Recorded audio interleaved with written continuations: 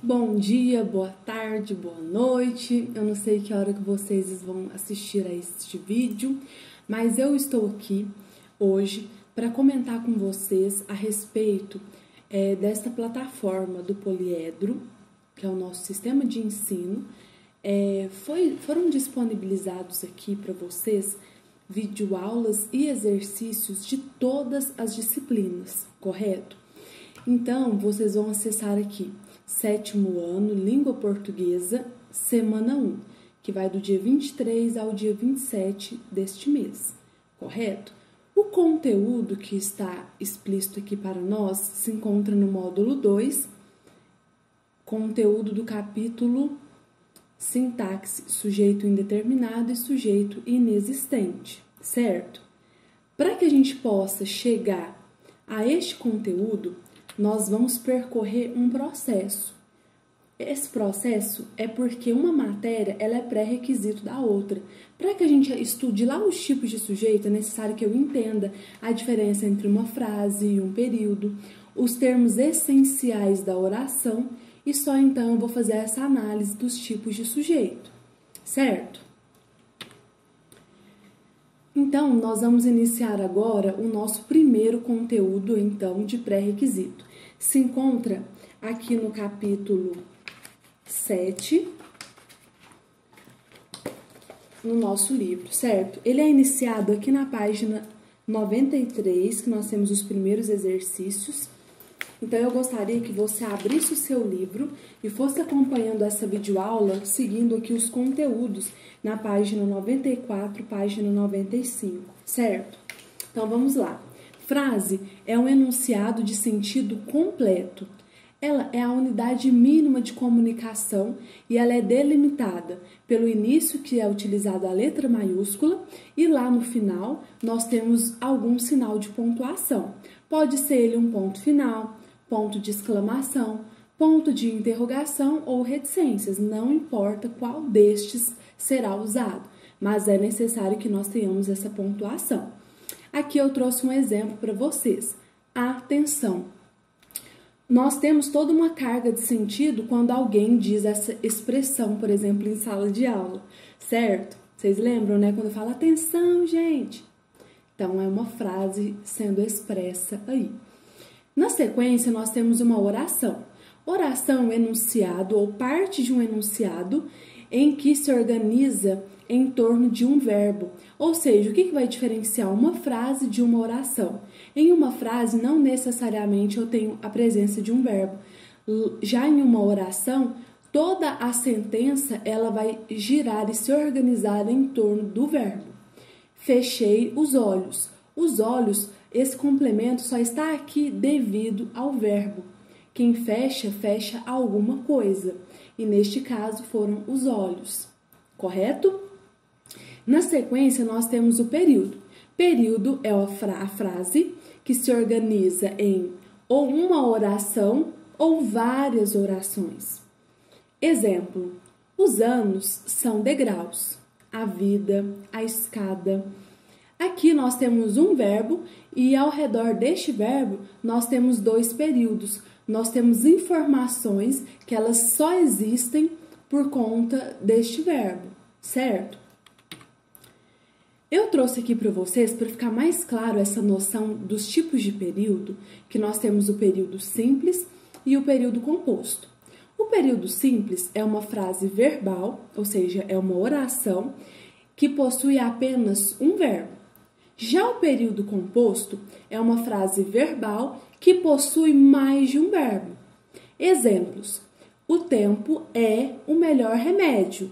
Aqui eu tenho apenas um verbo expressando, então, um sujeito e um predicado. Alguém, algo sobre o que é dito e uma qualificação, né? Porque aqui nós temos um verbo de ligação, então nós vamos ter essa sentença sendo unificada por meio desse verbo, certo? E já no período composto nós temos cheguei, jantei e fui dormir. Nós temos várias ações sendo expressas por uma única pessoa. Aqui no caso nós temos uma sequência de ações que essa pessoa realizou. Mas o que eu quero que fique na cabecinha de vocês é que a diferença entre período simples e composto é que o simples só temos um verbo e no composto mais de um, independente de quais verbos serão usados, de quais ações serão destacadas, ok? Agora, galera, é a vez de vocês. O que eu vou pedir para vocês? Que com muita atenção, vocês vão, aqui no livro de vocês, que eu espero que já esteja aberto nessa altura do campeonato, vocês abrirão na página 93, vocês vão ler aqui as orientações da atividade, vão responder com muita atenção, vão retornar à teoria, vão fazer a leitura e vão responder aos exercícios até aqui na página 99. Certo, gente? Por que isso? Hoje é quarta-feira. Nós teremos 3 dias para finalizar essa semana. Então, nós vamos abordar o capítulo 7 hoje, que é este conteúdo. Amanhã, vocês vão retornar a essa videoaula e nós vamos abordar o capítulo 8. E na sexta-feira, abordaremos o capítulo 9, para que a gente possa andar, então, na sequência aí da plataforma que está disponível. Certo? Mas, gente, se ao longo desse percurso você tiver qualquer dúvida, não é para deixar de fazer, não é para ficar desesperado nem preocupado. É para você entrar em contato comigo. Pode ser pelo Instagram, pode ser pelo meu WhatsApp. Estou disponibilizando para vocês todos os meus meios de comunicação e eu estou à disposição de vocês. Eu quero chamar a atenção de vocês no seguinte: agora, nessa quarentena, né, por conta desse vírus, é importante que você desenvolva a sua autonomia, que você pense, que você pesquise, que você estude, que você procure os seus professores caso tenha dúvidas, certo? Agora é um tempo de crescimento e amadurecimento intelectual. E para isso eu separei uma frase aqui para vocês. Estudar é fortalecer as asas para voar. Ah, que frase maravilhosa! Ou seja, você já tem as asas, você já tem o livro, você já tem conhecimento. Agora é tempo de fortalecer, de amadurecer tudo aquilo que vocês já possuem, certo? Então vamos dar sequência aqui. Agora nós vamos lá no capítulo 8, que ele se inicia na página 114, abra junto comigo, certo? O nome do conteúdo é Oração. Termos essenciais. Para resumir esse conteúdo, eu separei uma frase aqui. Cada verbo de um período demarca a existência de uma oração. Ou seja, cada verbo ele é a parte mais importante da minha oração e ele vai demarcar quantos períodos eu terei. Então, recapitulando sobre o que é uma oração, é todo enunciado constituído em torno de um verbo ou de uma locução verbal. Galera, locução verbal é quando eu tenho 2 verbos indicando uma única ação. Por exemplo, a professora Fernanda está explicando a matéria. Está explicando, eu tenho uma locução verbal. Eu tenho 2 verbos indicando apenas uma única ação, certo? Neste caso, a ação de explicar o conteúdo, ok? Todas as vezes que eu tenho uma oração, nós vamos ter 2 termos, né, que dividem, que deixa clara e explícita a informação que se quer passar. Nós vamos ter um sujeito, que é sobre o qual se faz uma declaração, sobre o qual se fala, o predicado, que é tudo aquilo que se diz do sujeito, certo? O sujeito aqui, por exemplo, nessa oração, este aluno obteve ontem uma boa nota. Obter, o que ele obteve? Uma boa nota. Quando? Ontem. Todas essas informações só existem porque eu tenho um sujeito sobre o qual se fala, que nesse caso é este aluno, ou seja, um aluno específico, não é qualquer pessoa, é um aluno em específico, correto? Dando sequência aqui, eu trouxe um resuminho a respeito dessa definição de sujeito e predicado. Os 2, como vocês podem ver aqui na definição, são termos da oração, ou seja, são importantes nessa estrutura básica das orações e dos períodos, certo? No entanto, o sujeito é aquele sobre o qual, de quem, né, ou sobre o qual se fala com o qual o verbo geralmente concorda. Ou seja, se eu tenho um sujeito no plural, o verbo ele vai concordar, ele vai estar também no plural. E o predicado geralmente apresenta um verbo, geralmente, galerinha, pode ser que tenha mais de um, como aquele exemplo que eu li anteriormente, ok? Ele sempre estará em concordância com o sujeito e nele contém uma informação a respeito desse sujeito. Ou seja, o predicado está lá para complementar esse sujeito, certo? Aqui eu trouxe para vocês uma curiosidade sobre para que serve, né, o sujeito e o predicado. Eu não vou ler para que não fique muito extenso, mas eu gostaria que vocês lessem depois com calma. Eu vou disponibilizar esse slide para vocês, esse material, correto? Mas eu gostaria que vocês analisassem aqui comigo essa sentença. O mundo transforma o homem, ou o homem transforma o mundo. Gente, olha como que essa inversão de sujeito e predicado modificou completamente o sentido. Então, a gente pode perceber que por meio da língua e da utilização correta do sujeito e do predicado, eu vou falar sobre uma experiência humana de ser, uma experiência de se fazer e de transformar alguma coisa. Então, daí a necessidade dessa matéria, não apenas na gramática, mas em todas as disciplinas, ok? Agora é a vez de vocês novamente. Espero que na quinta-feira, viu, gente? Para que não acumule, eu não quero ninguém fazendo tudo hoje, por favor, ok? Então, nós começaremos na página 114 e eu gostaria que vocês respondessem para mim até a página 119, certo? Vocês vão retomar aqui, principalmente na página 115, a teoria. Tudo isso que eu expliquei para vocês está disponível aqui, que são os termos da oração. Você vai reler essa teoria. Se for necessário, você assista a essa videoaula novamente e, na sequência, responda aos exercícios, ok? Lembrando que, se tiver dúvidas, vocês... Gente, pode entrar em contato comigo à vontade. Eu estou à disposição de vocês, ok? E aqui eu separei uma frase para a gente refletir nesse momento aí de quarentena. Tudo é possível se você se dedicar de cabeça e de coração.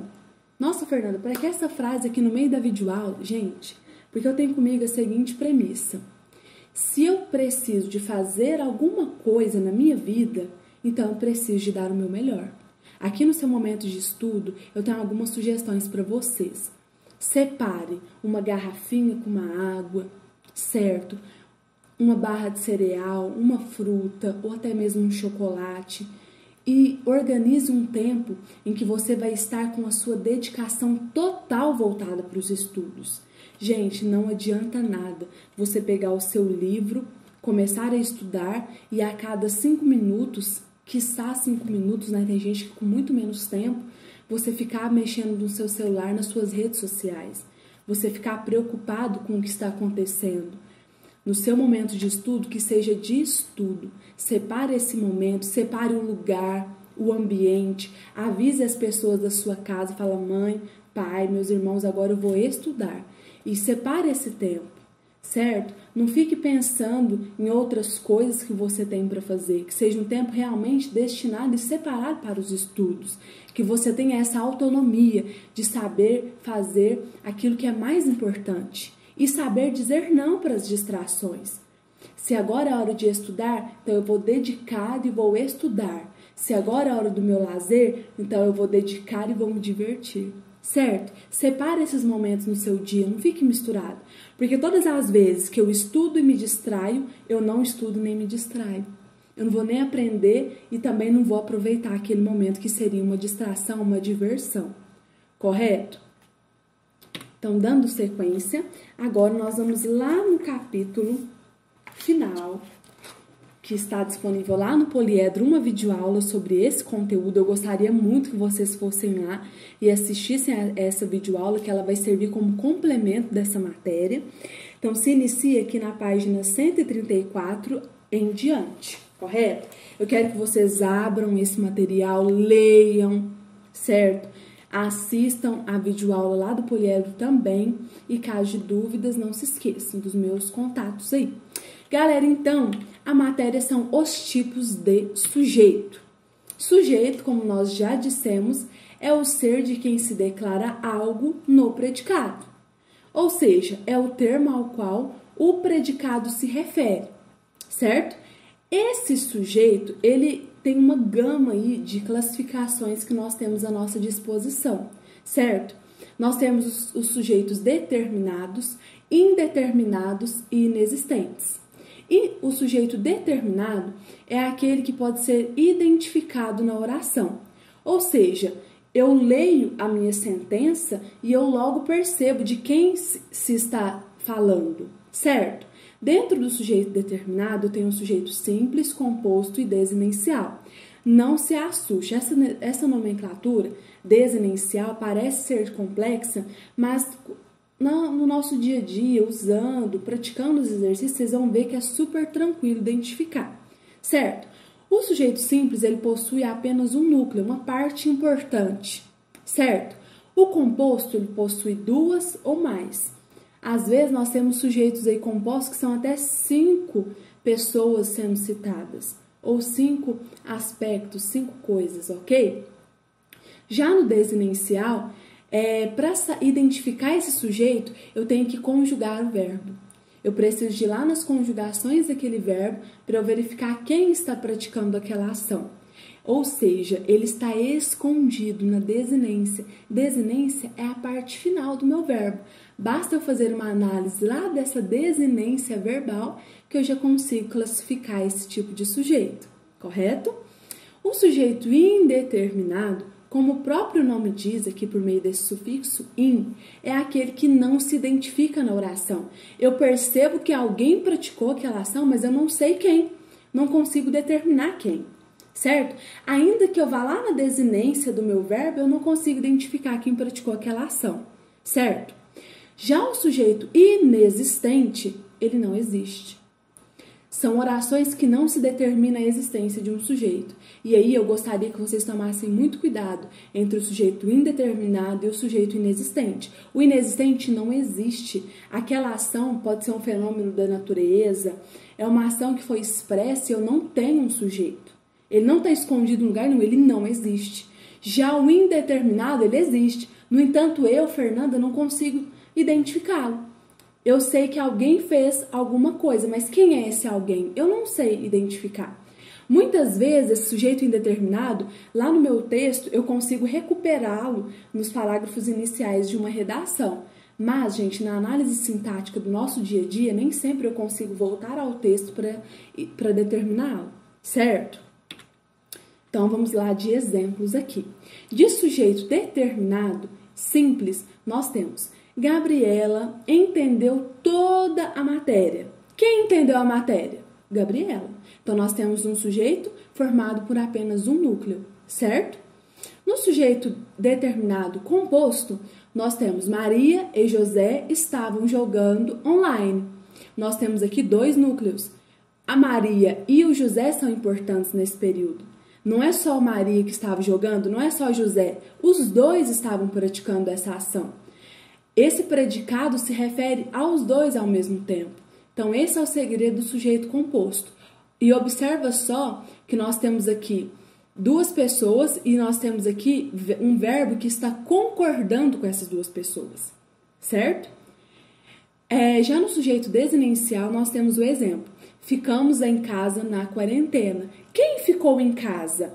Gente, na dúvida, quando eu tenho um verbo expresso, eu sempre pergunto quem. Quem ficou em casa? Quem ficamos? Nós ficamos em casa. Eu consegui definir quem é esse sujeito? Sim, eu e alguém, certo? Então, ele é um sujeito desinencial. Ele estava lá escondido na desinência, no final do meu verbo, correto?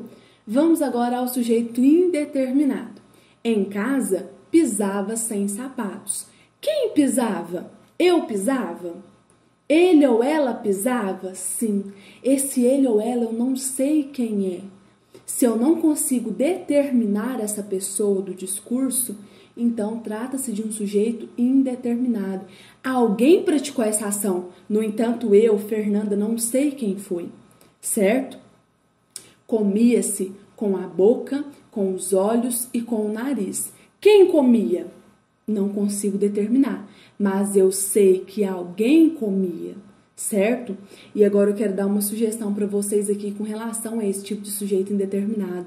No Enem, em redações dissertativas, basta que você pegue um sujeito simples, por exemplo, eu penso, eu observo, eu acredito, e coloque ele como sujeito indeterminado. Acredita-se, pensa-se. Você indeterminando o sujeito, você torna todo o seu texto impessoal.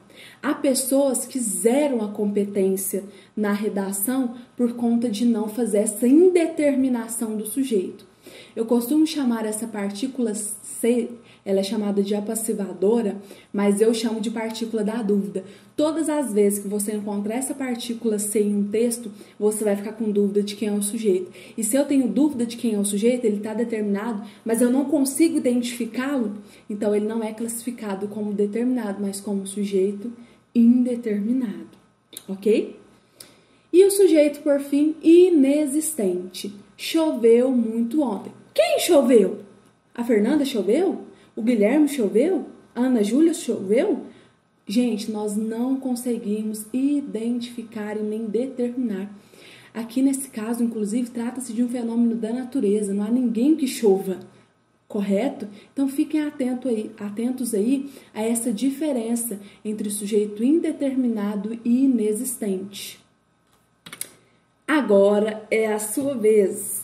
Então, gente, vocês vão ler a teoria, vão ler com muita atenção aos exercícios e vão respondê-los. Lembrando que, para esse conteúdo, nós temos lá no Poliedro a videoaula, que também pode auxiliá-los nessa jornada. Sejam autônomos, leiam, estudem, busquem esse conhecimento, certo? Eu gostaria de agradecer imensamente pela atenção de vocês e qualquer dúvida eu coloco-me à disposição de vocês. Este daqui é o meu Instagram, quem não me segue, gente, pode seguir. E este daqui é o número do meu WhatsApp, pode mandar mensagens, não tenha vergonha, gente, eu estou aqui à disposição de vocês, certo? Grande abraço, beijos e bons estudos para vocês.